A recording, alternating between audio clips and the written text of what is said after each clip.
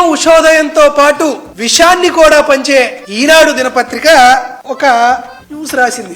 ఏట news? RO plants పనిచేయడం లేదు, అలంకారప్రాయంగా ఉన్నాయన్నారు. సరే, దానికి మీరేటంటారు?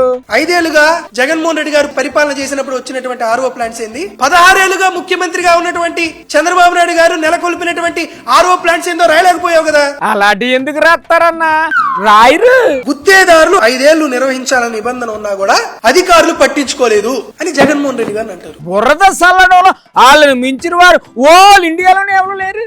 ఎవరే ఈ రాష్ట్రానికి ముఖ్యమంత్రి? అదేటా అడగడుగుతారు? చంద్రబాబు నాయుడు గారా, జగన్మోహన్ రెడ్డి గారా? ఇటు సీఎం ఎవరో నిజంగా నీకు తెలీదా అన్నా? తెలియక అడుగుతున్నా. ఇంకెవరన్నా?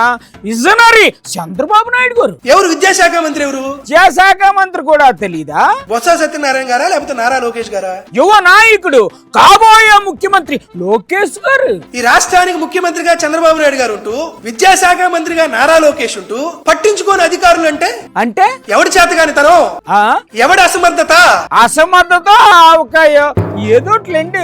ఇప్పుడు ఏటంటారు మీరు? పనిమంతుడు పందిరేస్తే పిట్టలొచ్చి పడేసాయంట. గట్టిగా అనకండి అన్న. పందిరి పడేసిన పిట్టలు కూడా వైఎస్ఆర్సీపీ వాళ్ళు అని రాస్తారా ఎల్లో మీడియా వాళ్ళు?